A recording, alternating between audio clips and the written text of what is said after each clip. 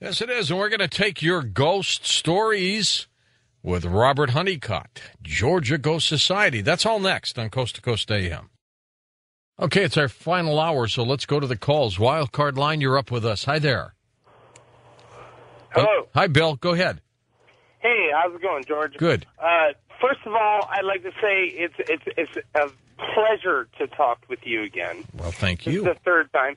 Now, I heard earlier something about being a Catholic and that tying in with the ghosts and everything, which I've called in before, where I was asking the definitive line between religious people and denouncing ghosts, even though their faith pulls in ghosts. But that's not what I'm calling. What I'm calling about is the fact that even if you are a Catholic or any religious person, and I was raised a devout Catholic in CCD classes and when I was young, and I had a moment in my life where I denounced it. And I denounced it at about the age of 15. And I'm now 32 years old. And I had many experiences when I was younger. And there was a time throughout the middle of my life at this point where nothing happened. And now I live in a place that was built in late 1940s where things seem to happen on an almost constant basis. Now, why I'm calling is it doesn't matter about religion. No, I'm not anti-religion. I give props to people that are religious, but I'm not a religious person as far as faith goes. But definite actions stopped happening at a certain time in my life and certainly picked up at another time in my life. And I haven't had any religious epiphany or anything like that. But even as far as last night, activity was happening in my house where I called up my friend who he also, call us at best amateur ghost hunters.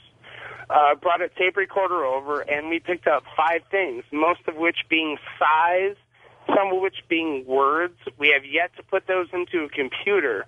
But I heard something earlier in the show where I can't remember, is it Robert or Bob? Our guest is Robert Honeycutt. Okay, Robert Honeycutt. I'm sorry. I didn't mean to not remember. No, that's right. Go ahead. Go ahead. My head.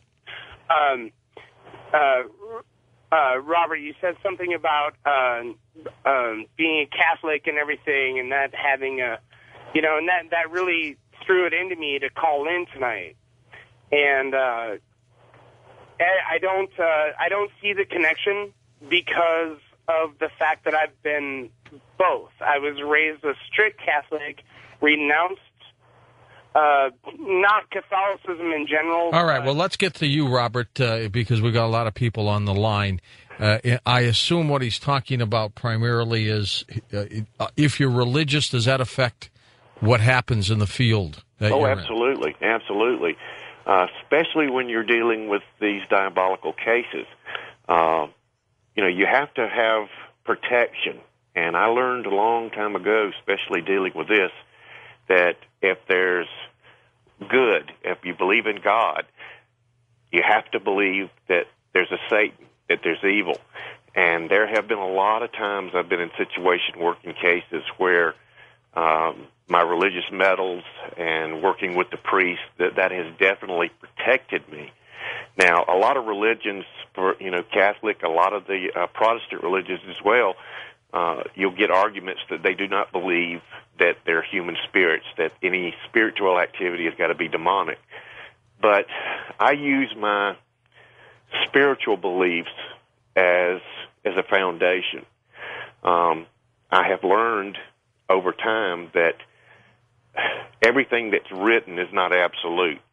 And just because someone may not believe that it's a human spirit doesn't necessarily mean that that's the fact. the activity that we've seen and that others have seen, and the information we've gotten through these cases show us that there are human and diabolical spirits. Okay, let's go back to the phones. East of the Rockies, you're on Coast to Coast. Hi there. Hi there. Hello. How are you today, George? We're well, thanks. Morning, Robert. I have a question for you. Okay.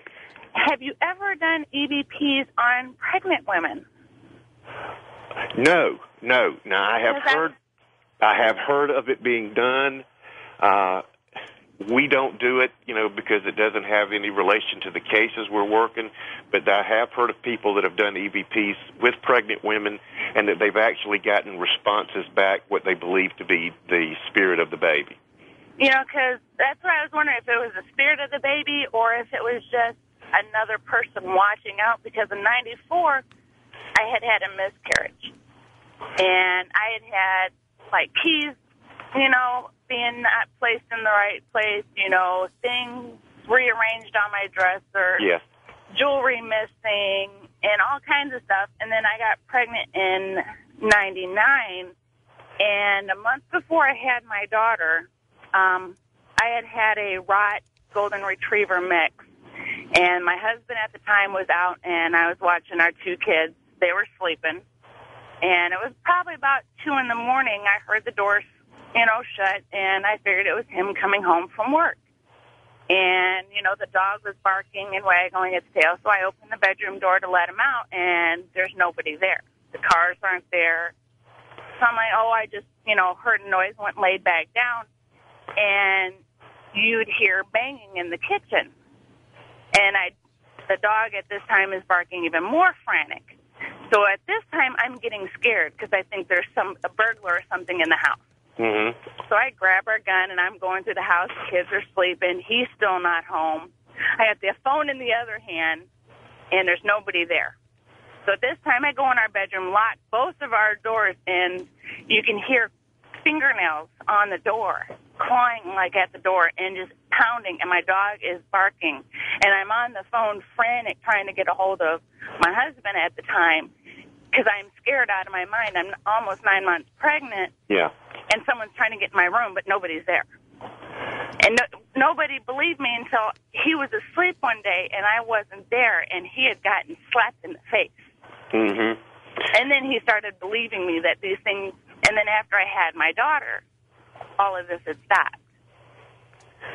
Well, that's a good example, again, of men not really believing until something happens. What you've described is typical haunting phenomena. It's one of those kind of situations to where if it's something that continues, especially if, it continues to slap your husband or, cause any discomfort or physical pain, that you may want to look at having someone come and see what they can find out. Okay, good. Thanks for the advice. First-time caller line, welcome to the show. You're on the air. Hi there. Hello? Hello. Yeah, go ahead. Hi, this is Blake from Chattanooga. I was wanted to talk to you about an experience I had when I was 13. I was real sick, and I was lying in bed, and I don't know if it was fever or what it was, but I was lying in bed, and it was dark, and I was staring at a picture that I had on the wall, and it was me. It was a picture of me when I was an infant, and when I was looking at it, the face, the picture on the, my picture changed real sinister and, demonic looking and, just very, real creepy. And I wanted to ask if anybody, if you've heard of anything like that or... Oh, absolutely. Now, my first question to you would be, after that incident, have you experienced anything else like that? No, not really. That was it was pretty much just a one-time thing. Well, if my first thing would be if, at the time you were, suffering from a